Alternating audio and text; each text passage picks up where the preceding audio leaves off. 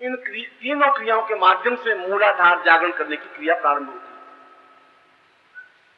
है। और दूसरी, इस कुंडली जागरण का विशेष मंत्र, उस मंत्र के माध्यम से भी भस्त्रिका के बाद में, उस मंत्र के माध्यम से भी अंदर की सारी जितनी भी गैस है, जितनी भी चर्बी है, जितना भी फालतू है, वो अपने आप में ऊर्जा के माध्यम से पिघल करके जल्दी से जल्दी वह साफ हो जाता है और कुंडली का जागरण प्रारंभ होता है। और कुंडली जागरण प्रारंभ होने का मतलब ऊर्ध्वगामी प्रवृत्तियां प्रारंभ होती हैं, आनंद का उद्रेक होता है और अमृत तत्व का वर्षण प्रारंभ हो जाता है। नाभि में जो अमृत तत्व इकट्ठा होता है वो अपने आप में इकट्ठा हो जाने की क्रिया कहते हैं। ये दोनों का मूल भेद है जिसके माध्यम से व्यक्ति कुंडली जागरण कर सकता है।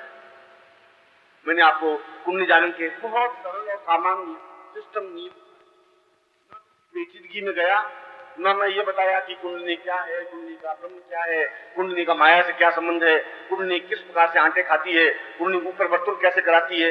इससे तुम्हारा कोई मतलब नहीं, क्योंकि जब आपने उस विशेष साधना को समझा है जिसके माध्यम से पूरा शरीर चैतन्य किया जा सकता है, तो इस मैट्रिक की परीक्षा देने की कोई आवश्यकता नहीं है। उस क्रिया योग के माध्यम से भी पूरी कुंडली जागृत होती है, मगर यदि वो नहीं करना हो तो इसके माध्यम से भी कर सकते हैं।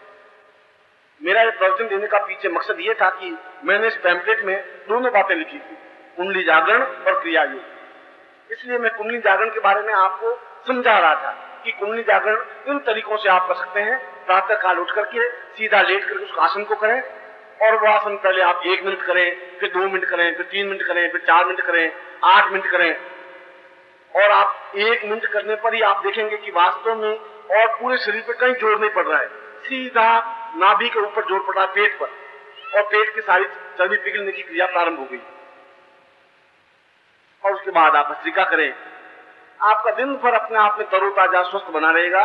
जिसकी कुंडली जागृत होती है वो अपने आप में ही 3 कलाओं से ऊपर की ओर सरक जाता है। क्योंकि मैंने आपको बताया है, आप एक कला प्रधान है। आपका मेरा संबंध जितने वर्षों तक रहे, 5 वर्ष से 7 वर्ष या 10 वर्ष से 15 वर्ष, उसके माध्यम से आपको अपना प्रयत्न करके 16 कलाओं तक पहुंचना है। उन 16 कलाओं तक पहुंचने की क्रिया के लिए प्रयत्न आपको करना है। मैं बराबर एक आपको गाइडेंस देता रहूंगा, बराबर आप मिलते रहें।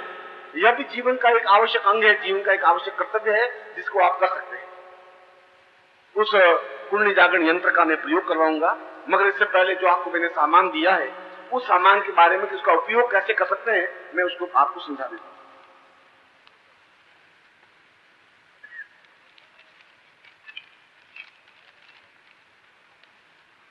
पेज नंबर 5 निकालें और पेज नंबर 5 में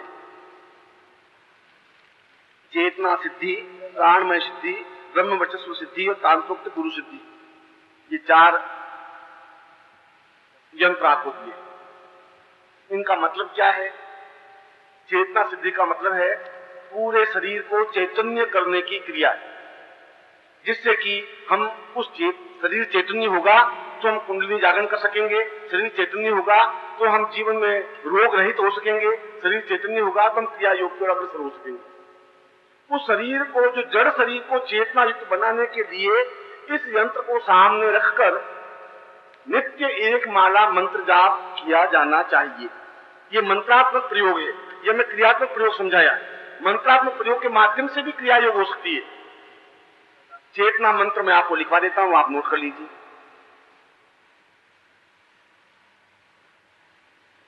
मंत्र है, मैं मंत्र एक बार ही बोलूंगा, यदि आप पूरा नहीं लिख सके तो बाद में निर्मोल जी से मिलकर पूरा करवा लेना, पर एक बार ध्यान देंगे तो पूरा सुनाई देगा। मंत्र है ओम रीम मम प्राण देह रोम प्रतिरोम रोम प्रतिरोम चैतन्य जाग्रय रीम ओम नमः। इसका निरंतर यदि आप रोज 1 माला मंत्र जाप करते हैं तो पूरा शरीर आपका चैतन्य होता ही है। इसकी पहचान कैसे होगी? यदि आप 5-7 दिन प्रयोग करेंगे तो अगर आपकी स्मरण शक्ति कमजोर है, यदि आपको याद नहीं रहती, तो आपकी स्मरण शक्ति अपने आप में तीव्रता की ओर अग्रसर होगी। एकदम से आपको नई चेतना, नए विचार, नए भावनाएं, नई कल्पनाएं जीवन का एक फोर्स, जीवन का एक उमंग आपको प्राप्त हो सकेगी। इसको चेतना प्रयोग कहा जाता है। दूसरा, प्राणमय शुद्धि। जब शरीर चैतन्य हो जाए तो उसमें प्राण संस्कारित करने पड़ते हैं। यद्यपि हमारे शरीर में जीव संस्कारित है, ये जीवात्मा है, हम प्राणात्मा होना चाहते हैं। प्राणों का संचार करना अलग चीज है, जीव का संचार तो भगवान ने किया ही है। ये शरीर में जो कुछ है, आत्मा है, वो जीवमय है। हम प्राणमय होना चाहते हैं क्योंकि हम चेतना युक्त बनना चाहते हैं। और प्राणमय चेतना को, इस यंत्र को सामने रख करके केवल 21 बार उच्चारण करना चाहिए प्राणस चेतना मंत्र को। और प्राणस चेतना मंत्र है सोहम।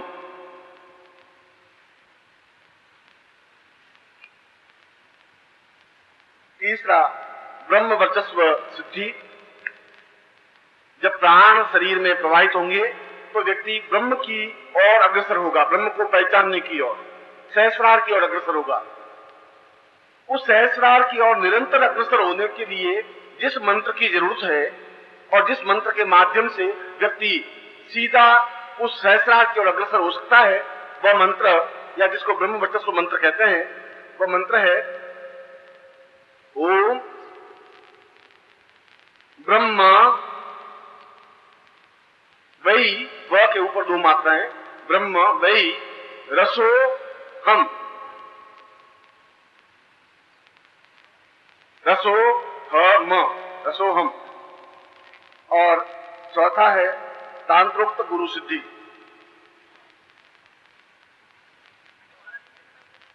एक माला मंत्र। तांत्रोक्त गुरु सिद्धि का तात्पर्य है कि गुरु को अपने आज्ञा चक्र में स्थापित कर देने की क्रिया मंत्रोक्त रूप से, वह तो मैंने क्रिया योग के माध्यम से समझाया, मंत्र के माध्यम से भी आज्ञा चक्र में गुरु को स्थापित किया जा सकता है। और उसका मंत्र है निरंतर 16 माला मंत्र जाप करने से, नित्य 16 माला मंत्र जाप करे। 16 माला नहीं कर सकते तो 8 करे, 8 नहीं करे तो 4 करे, 4 नहीं करे तो 2 करे, 2 नहीं करे तो 1 करे, वो तो आपकी क्षमता है। शास्त्र में विधान है कि नित्य 16 माला मंत्र जाप होना चाहिए यदि आज्ञा चक्र में गुरु को स्थापित करना है मंत्रात्मक रूप से। मंत्र है ओम परम तत्वाय नारायणाय गुरुभ्यो नमः।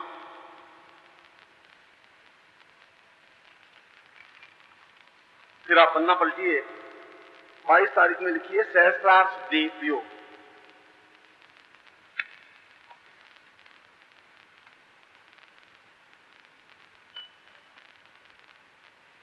जैसा कि मैंने बताया कि जब प्राण में व्यक्ति बन जाता है तो सहस्रार की ओर अग्रसर होता है। सहस्रार के अग्रसर होता है तो सहस्रार सिद्धि प्राप्त हो, हम सहस्रार जागृत कर सके। जब सहस्रार जागृत कर सकेंगे तो पूरा अमृत पूरे शरीर में प्रवाहित हो सकेगा, जिसको अमृत तत्व शरीर कहा जाता है, अमृतमय शरीर कहा जाता है। कुंडलिनी का अंतिम परिच्छेद, कुंडलिनी का प्रारंभ मूलाधार से है तो कुंडलिनी का अंतिम सहस्रार है। तो सहस्रार को जागृत करने के जो मंत्र है वो मंत्र में लिखा देता हूं। मंत्र है ओम प्राणः सोहम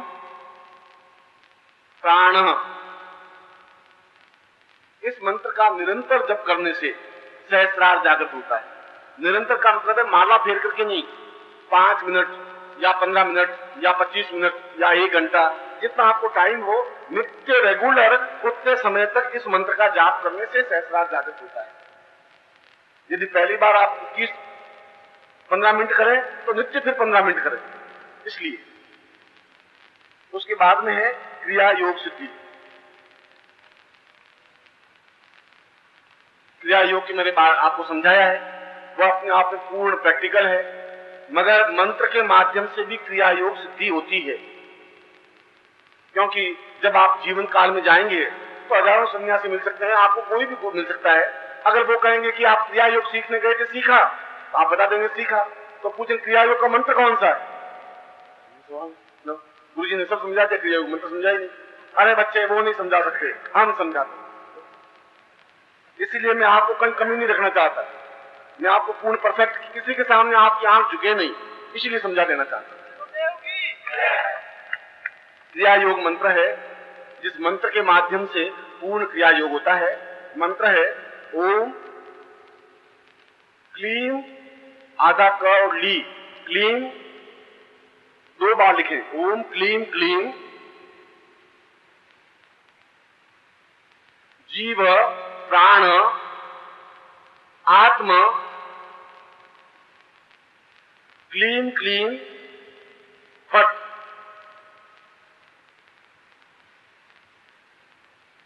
इसका नित्य 24 मिनट तक मंत्र जाप अहर्निश करता रहे, निरंतर 24 मिनट तक बिना माला के, और नित्य करे तो अपने आप में पूर्ण क्रिया योग सिद्धि प्राप्त होती है। उसके बाद में ब्रह्म शिवत्व सिद्धि, जो हम प्राप्त कर सके वह कल्याणकारी हो सके, शिवमय हो सके, हम दूसरों का कल्याण कर सके मंत्रों के माध्यम से, शरीर के माध्यम से, वह ब्रह्म शिवत्व सिद्धि है। और इसका मंत्र है ओम शिवः ब्रह्म वै, ब्रह्म वै शिवः।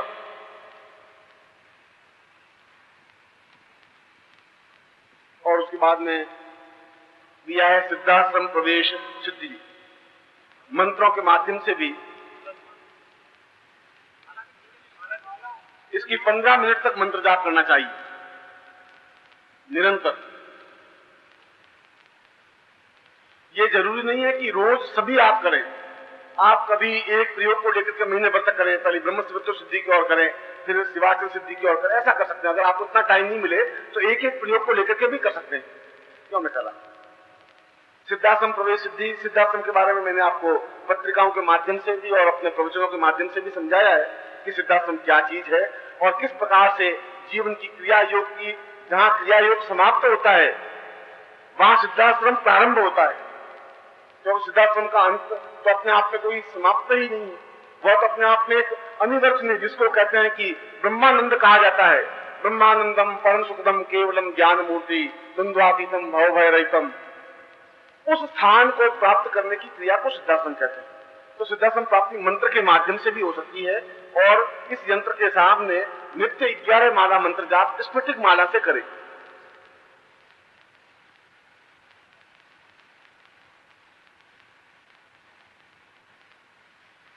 और सिद्धाश्रम मंत्र है ओम पारमेष्ठी, पारमेष्ठी परम तत्वाय गुरु बीजेन, गुरु बीजेन